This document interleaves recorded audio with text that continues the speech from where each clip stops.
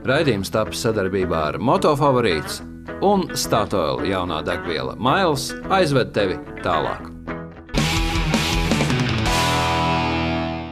Esiet sveicināti motociklisto. Šodien par to, kā ar ūdensmočiem iemācīties braukt. Tad soli pa solim. Nevis tie triki, nevis tie pārgalvīgie braucieni, bet ar ko sākt un kā tas notiek.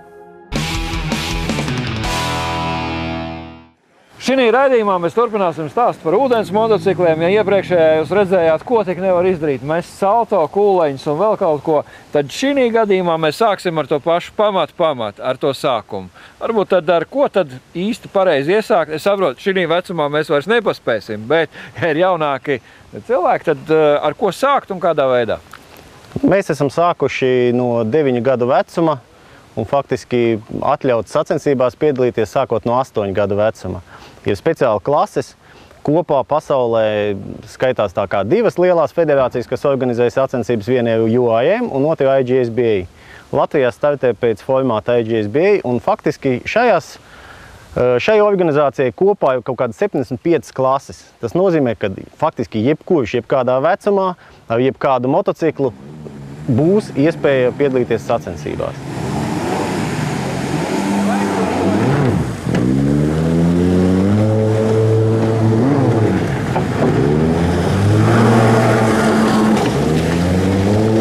Šeit mēs redzam 2 dažādus. Tie ir tiešām dažādi motocikli, un ko tad vajag izvēlēties sākumā?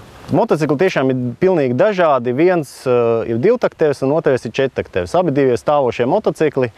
Atšķirība ir tāda, ka šis motocikls ir nedaudz modificēts.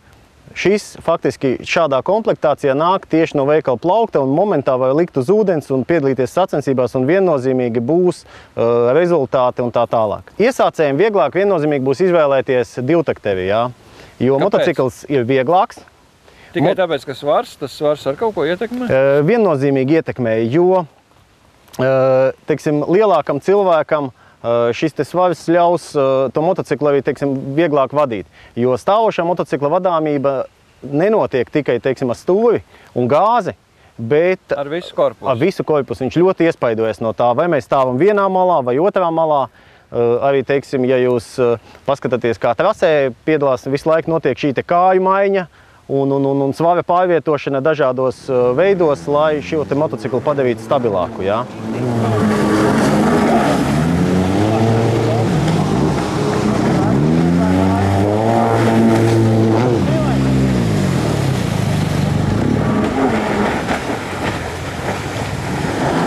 Es skatos, puikas arī saģērbt, ja nebūtu virsū tā hidra, tā es teiktu, tā kā motokrosā. Jā, drošība viennozīmīgi ir pirmajā vietā arī šajās sacensībās un vispār lietojot ūdens motociklus uz ūdens.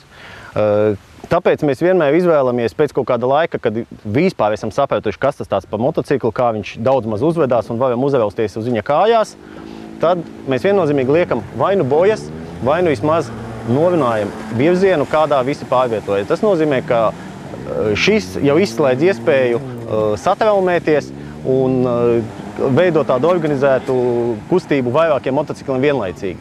Pirmajā treniņā sākumā tikai uz celīšiem braucām, pēc tam piecēlāmies, bija arī kritieni, un tā pamazām aizgāja. Uz ūdens sāp vispār, ka noliekās?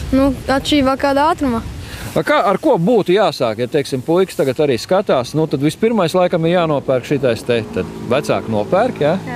Un brauc. Mēs aizbraucām pie pazīstamā, un viņš man visu laiku aicināja, nāc pamēģini. Es savā laikā piedalījos sacensībās ar sēdošo motociklu. Šitie moči vienmēr bija, bez problēmām. Bet kaut kā tanī laikā neinteresēja. Pamēģināju šito, tad sēdošie vairs nevēlē pilnīgi. Kā ir pagaidām sacensībās, kādas vietas izcīna? Man bija 4. sacensībās. Pagājušajā gadā es dabūju Latvijas čempionu titulu. Aizpagājušajā gadā vicečempionu. Tad jau vairs nav kur tiekties, ja jau čempions. Nē, mēs braucam, mums ir tātad Igaunijas čempionāts, Latvijas čempionāts un Lietuvas čempionāts un vēl ir kopējs Baltijas čempionāts. Tā kā mums pat labāk ir aktuāli svinēt vēl Igaunijas čempionātu un Lietuvas čempionātu. Latvijā mēs pagājušajā gadā dabūjām Latvijas čempionu, Baltijā vicečempionu titulu. Daniels brauc jau 3. gadu ar motociklu sacensībās tieši, jā.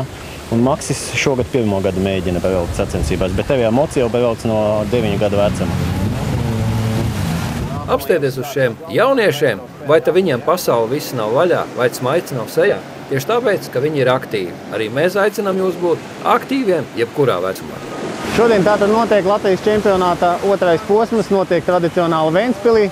Kā redzams, Jūri mūs šodien lutina, ir smūgs vilnīts, kas ļoti patīk visiem tiem, kas piedalās sacensībās. Maks tātad šodien mazliet iedūrās vilnī, jo aizsvīda brilles un ir nosalis diezgan, jo dabūja papeldēt kādu laiku lielos viļņos, tomēr nenotiek tik ātri tā izvilkšana no ūdens un nogādāšana sausumā, jā.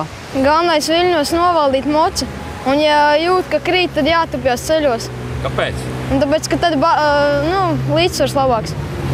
Vai tev neiznāca šodien krist? Man nē. Es, tā kā, bišķi tikai, jā.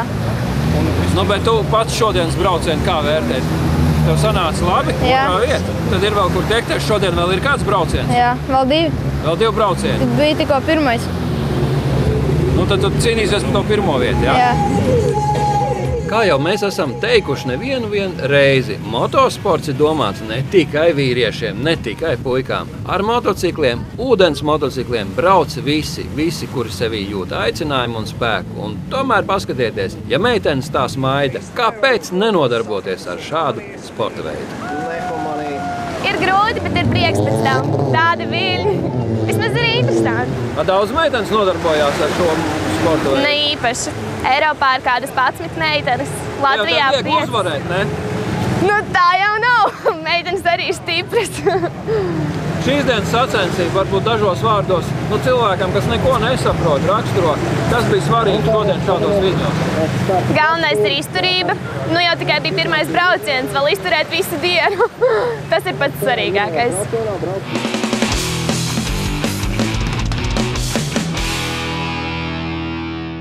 Labi, es saprotu, jums nav laika tur trenēties uz tā stāvošā, jums ar vairs nav ne 5, ne 12 gadu, bet jūs mierīgi varat braukt ar to sēdošo. Nu, ja ne sportā, tad vismaz atpūsties.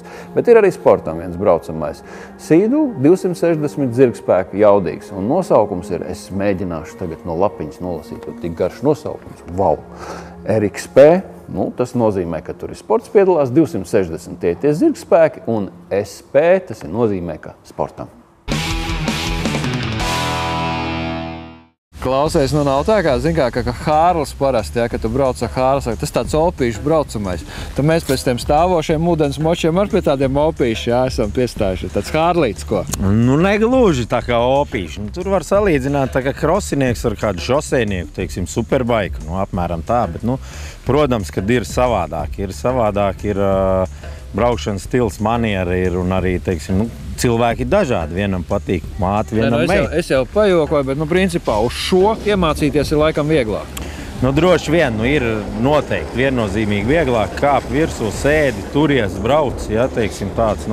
Es māku pabraukt ar stāvošo, bet līdz iegūt baudu, braukt ar stāvošu ūdens motociklu diezgan ilgi jātrenējās, teiksim. Un ja man nav laika to darīt, to trenēšanos, tad es izvēlos šādu sēdošo, kur kāpju virsū, sēžu un braucu. Šis Sīdu RXP 260 RS, tas ir speciāli, es tā saprotu, tā kā jau gatavs sacīkstēm. Viņš ir standarta rūpnīcas versija, bet viņš ir sagatavots speciāli jau sacīkstēm. Principā kāp virsū un brauc sacīkstēm. Bet ar ko atšķirās sacīkšu braucamais? Varbūt tu var nodemonstrēt, ar ko atšķirās sacīkšu braucamais no tāda standarta, kas viņam ir tāds īpašs klāt. Pirmā lieta ir šeit izstrādāt, ir šaurais sēdeklis ar to loku sistēmu, teiksim, kur var ieķīlēt kāju ar šitajā vietā. Teiksim, ļoti ērti sēdēt un šitajā vietā, teiksim, ieķīlēt kāju. Līdz ar to tur līkumā ļoti stabili turies virsū, tev nevar noraut. Tev nenorauj no. Jā, nenorauj. Tas ir pats primārais. Sēdēt ērti, jo ja tu vari sēdēt ērti un pats sev noturēt uz motociklu, līdz ar to tu vari straujāk izņemt līkumus un līdz ar to arī labāks tas rezultāts. Teiksim. Nākošā lieta, kas ir ergonomikai padomāts, jo ir dažādi cilvēki, augumi, stūri tiek regulēti gan platumā, gan arī tie svīru, teiksim, rokturīši visi pēc leņķa, kā viņi var ieregulēt gan tā. To, teiksim, var atzīmēt sev, kādi ir ērtāk ielikt un arī aizbraucot, piemēram, uz Ameriku, nevedot savu moci, nopērkot tur, tu vari ieregulēt pēc saviem iestatījumiem ērti, teiksim, jo bieži vien ir vieglāk aizbraukt tur, nopirkt moci, nobraukt sacensības un turpat viņu pārdot, nekā vest un maksāt to visu to padarīšanu. Ja. Šeit ir stabilizācijas spārnu sānā ar regulāciju. Regulējumu zemāk augstāk. Jā, regulējumu ar zemāk augstāk. Tas nozīmē, ka tu iegriežot līkumā, viņš darbojās kā stabilizators, kā tāda papildus sliede, pa kuru ūdenim skrienot šeit no abām pusēm viņš neizslīd sāni. Līdz ar to var agresīvai braukšanai palaist uz leju. Es redzu race, sport un freeride. Un freeride, jā, teiksim tā. Un to var ieregulēt, cik kuram agresīvi vajag tos asos līkumus iegriezties. Jo zemāks ponsons nolaist, jo asāk, agresīvāk var iebraukt līkumu. Tad vēl viens elements šeit ir tāds, kas parasti ir šīs ir trima plāksnes, kas pagarina korpusa garumu, jā, teiksim, un viņas labāk planē no viļņa uz vilni. Jā, teiksim, arī ātrums izcelties no ūdens ir vieglāk ātrāk pie starta elementi, jā, tādi.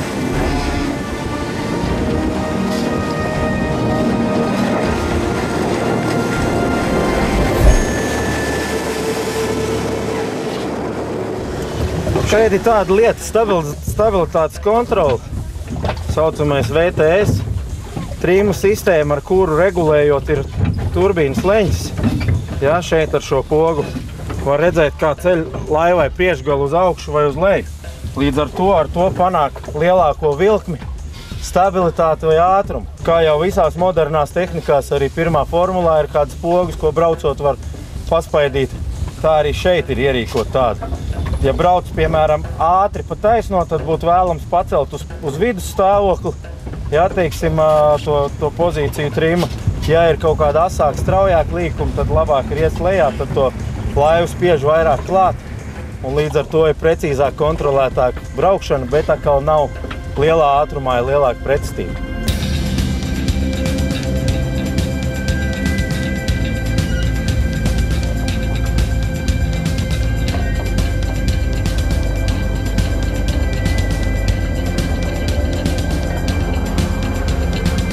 Tas nav dekoratīvs. Te es saprotu pēc stiprinājuma, ka tas ir speciāli domāts. Nu, ir arī daļai gan dekoratīvs viņš izskatās, bet tas primārais ir padomāts izstrādāt motociklu priekšdaļu, lai novērstu šļakatu trāpīšanu, teiksim, sejā braucējiem. Pēc iespējas vairāk. Ja nāk šalts pāri, pirmām kārtām nāk pirmā šalts šeit no apakšas. Šeit jau ir tādi elementi iestrādāti korpusā, kur to šalti triec uz leju.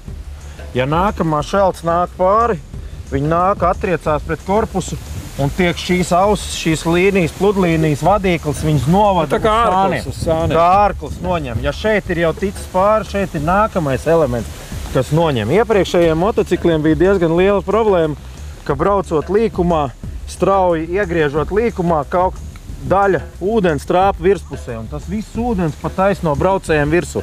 Ir arī tāds pat gadījies, kad to viļņu šalti notriec to braucēju nost no tā. Tātad šeit jau ir iestrādāti tādi elementi, lai viņu, kā saka, novērstu tādu tiešo viļņu iedarbību uz braucēju. Šīdām zirdziņām konkrēti ir 260 zirgspēku, pilnīgi pietiekās, lai uzreiz kāpt un braukt sacensībās. Ir ļoti pat jāpatrenējās, lai visu sacensību viņu spētu novaldīt. Ir dažādi viedokļi, citi saka, ka vajadzētu kaut ko vēl tur modificēt, varbūt vairāk jaudas. Es pieturos pie tāda viedokļa, sākumā ir jāmāk nobraukt ar to pašu aparātu visu sacensību vienlīdz ātri.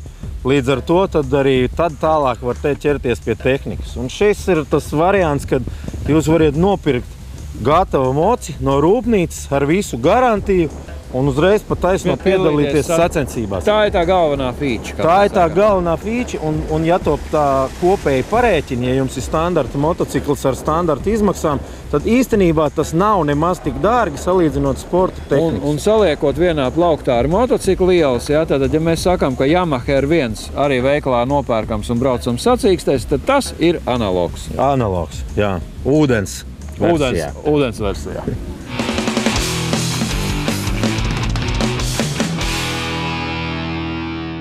Ja mēs šodien esam arī sākuši par tādu aktīvu to dzīvesveidu, tad noslēdzot mēs ar par vienu tādu ceļojumu mocīti. Tas ir gan ne tik liels kā tāds milzīgais tūrēs, bet tas ir tāds, ar kur var iebraukt kaut kur iekšā smiltīs, gruntī un pavilkt arī kaut kur pa meža ceļiem. BMW F800 GS.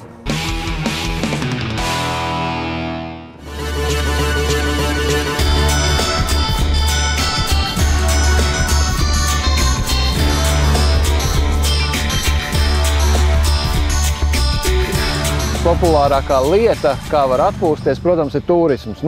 Man patīk tas mototurisms. Šodien BMW motocikls, bet ne tas lielais, ne tā to opozītu motoru F800 GS. Pagājušā gadā, kad mēs braucām arī uz Kurlandu, uz 9. jubileju, mēs paņēmām lielo GS, 1200 ar opozītu motoru. Elegants braucamais. Mēs kopā ar operatoru braucām, kādā ātrumā vēlies, tas dzinējs tev velk uz priekšu jebkuros pārslēgumos. Šeit ir mazāks tas dzinējs, bet pats motocikls ir daudz kompaktāks, vieglāks arī vadībā, līdz ar to var nobraukt no ceļa, iebraukt arī tādās vietās, kur tiešām svaram ir būtiska nozīme. Tas ir smiltis, ne vairs grandceļš, bet smiltis. Un šeit ir tas lielais pluss. Kāpēc šobrīd ļoti daudzi, varbūt tos smagos lielos ceļojumu kruizerus nomaina uz šādiem daudz vieglākiem? Kas ir svarīgi? Ir šī elektroniskā stabilitātes palīdzības programma. 3 līmeņos, tātad ir komforts, normālais braukšanas režīms un sporta režīms. Es jums saku tā, ja jūs braucat iekšā smiltīs, obligāti pārslēdzat sporta režīmā. Kāpēc? Tāpēc, ja jūs brauksiet tajā ierastajā, apgrieziens metīs nostanī brīdī, kad sāks izspolēt ritenis. Ja? Tad kompjūters saprot, ka kaut kas īsti labi nav, lai nesasviest to aizmuguri, met nost apgriezienus. Bet jūs zināt, smiltīs apgriezieni ir vajadzīgi. Motociklam sēdeklis ir uztaisīts maksimāli ērts. Man operators sēž šajā otrajā vietā. Ja? Es speciāli braucu par tiem grants ceļiem un arī bišķi tālāk iekšā mežā. Tas šķiet, ka uz lielā vajadzētu būt ērtākai sēdēšanai. Mēs runājam par 1200. Ziniet, tā ir tāda subjektīva lieta. Patīk, nepatīk, bet mēs konstatējam, ka 800-niekam beņķis ir daudz ērtāks, it sevišķi pasažieriem.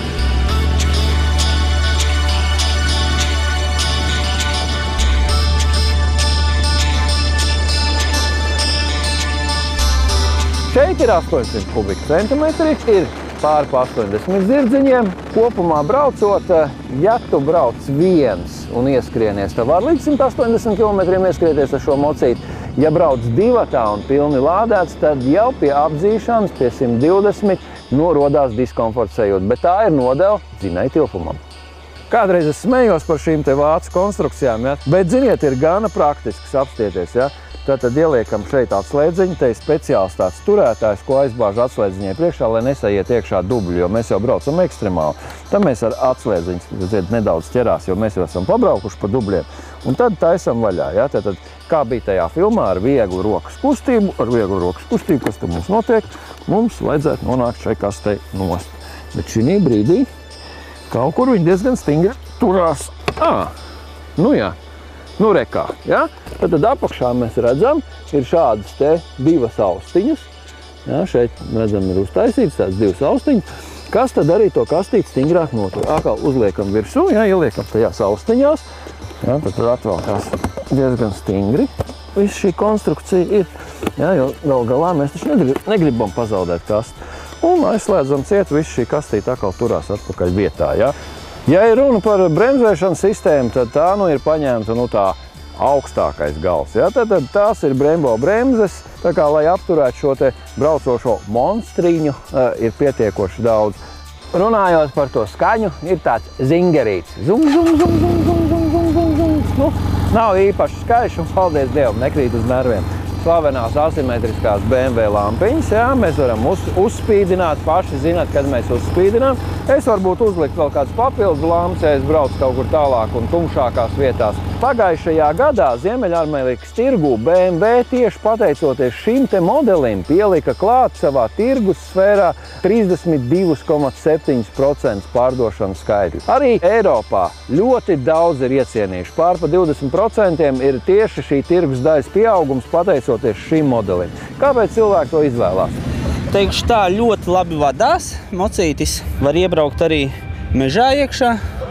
Kādā dublītī ļoti nelielā, jo riepas ir klasiskās. Latvijā ir tas, ka vajag obligāti pāri štukai, 1000, ja? Jā, vairāk. Jā. Tu esi izvēlējies tomēr 800. Bija kaut kāda apsvēruma, kāpēc ne 1200? Jā, tāpēc, ka tur ir svars. Viņam lielāks reiz svars un mežā vairs neiebrauks, dublī arī. Tu esi kaut ko viņam mainījis vai plāno mainīt? Nē, tikai ir pielikts klāt. Tā pielikts ir katersargs. Stikliņš lielāks, lai vēju mazinātu pie lielākiem ātrumiem. ir bāka lielāka no 16 uz 24 litri. Ja? Tad vienkārši viņa ir uzpūstāka. Līdz ar to tur lielā gabalā, jā? Jā, tur var braukt 10 litru vairāk. Šitais mocīt 400. Tad... Es arī biju izbrīnījies. Es atbraucu no Rīgas līdz šejienei. Es iepildījos, mēs bijām divi. Jā, tad 2 veču virsū. Viss pilnais komplekts ar somām, augšējās sānu somas. Kaut 9 litri bija. Tieši tā. Jāsaka, benzīna bāka gan ir novietota absolūti, es teiktu, drīkst lietot tos vārdus idiotiskā vietā. Es saprotu, ir laba konfigurācija, tie apakšā diezgan daudz un pamatīgi var saliet, bet jāliek tas benzīns šeit sānā. Ja man ir ritīgi nopakots, es speciāli paņēmu arī šādu te gumiju, ja mēs zinām, ka mēs te liekam teltis un dažādas citas lietas vēl papildus, kas ir brīnišķīgi. Iedomājieties, ka mēs šeit esam ielikuši telti, vēl kaut ko, un tad mums ir jāpildās te no šī te sāna. Piekritīsiet, ir taču ārkārtīgi neērti. Man patīk aprīkojums. Man patīk tas, ka mocīts ir labi un viegli vadāms.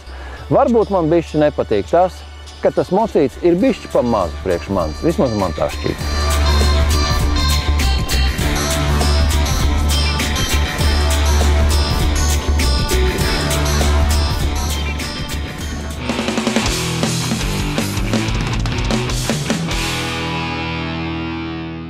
Tagad mēs visi zinām par ceļojumiem, gan par tām kastēm, gan par tiem izmēriem, gan par to braukšanu. Ja jums ir vēl kādi jautājumi, sūtiet šeit, mums ir e-pastiņš, jā, tad uzmanīgi tagad paņemat, pierakstat, nofotografējat un atsūtat mums jautājumus, par kuriem tad jums interesē. Bet noslēdzot vēl par kādu traku cilvēku, kuram, vajag obligāti sacīkšu mocīt, ar ko braukt uz darbu. Domāts sportā? Nē, brauc uz darbu. Piemēram, es kāpēc to daru? Es daru tāpēc, ka šogad gan es vēl neesmu bijis, bet es mēs pārbraukt pārceļam, tu pat biķirniekos, tu pavingrot pa katingu trasi, ja uznāk iedvesmu arī pa lielo trasi. Tas ir tā kā fiskultūras vietā, jo diezgan iznāk pasvīst. Bet uz darbu brauc, jā, tad tev ir kombinzons, jā, kas ir piemērots, ja tev var redzēt kaujas rētas, ir vajadzīgs kombinzons. Atkarībā no tā, cik kāda brauc. Ja brauc ar 100 km, tā kā čoperistiem un visiem pārējiem tādiem lēngaitas mocīšiem, tad es domāju, ka var braukt mierīgi arī šortos ar šo moci, bet ja sāk vilkt pie 2 sotakiem un vairāk, tad es tomēr ietieku. Policija arī skatās šo raidījumu, tu to zini, jā? Jā, bet es jau neteicu, es jums pa Vācijas baņiem runāju. Labi, kur tu mantas lietas? Mantas lietas? Šitā. Mēs tev noķērām braucot ar mugursomiņu, jā? Tu darbā esi tagad šobrīd, jā? Es pa ceļam uz darbu izdaru visu to, kas ir vajadzīgs. Tā ir viena lieta. Otra lieta, kad es varu salikt visu, un godīgi sakot, man pat tā draudzene, ja mēs nebraucam pārāk ilgi kaut kur, pietiek ar to somu, kur nāk uz benzīnbākas. Kādu gadu jau es pa viņu tā sapņoju, īstenībā tāpēc, ka pateicoties tev, man pagājušajā gadā iznāca viņu izmēģināt arī kartinga trasē. Ir svarīgi pamēģināt motociklu pirms tu iegādājies? Protams. Tāpēc, ka, tas man faktiski arī uzreiz pateica, jā, es ņemu BMW, tikko es viņu vadēšu tā īsti dabūt tā, kā es gribu. Man tur bija dažādi nosacījumi, kuriem bija jāsanāk visiem kopā. Tāpēc, ka, kā lai saka, tu sēdi, brauc, un, protams, kad tu pirmo reizi brauc uz jaunu motociklu, ir lieta, kur tu īsti vēl nezini, kā tas viss darbojās. Bet man iepatikās tas, ka BMW man, vismaz trasē tos nepareizos gājienus, viss piedeva, un nebija tā kā Honda, ka man bija jāsāk tur vākties vai vēl kaut kas darīt, jā. Un, pašlaik es vēl ar šo savējo tā īsti neesmu pabraucis, bet, man jāsaka, ka, pašlaik viņš arī negriežās vairāk pa 8000, bet vismaz, tas, kas ir uz sākumu, tā kā izskatās, ka kādu laiciņu man būs pie tā jāpieroda, un man nepietrūks. Tad vairāk filozofiski, cilvēks skatās un domā, kam tev tas ir vajadzīgs? Tev tas ir transporta līdzeklis, tev tas ir sportam, viss vienā. Darbam. Viss vienā.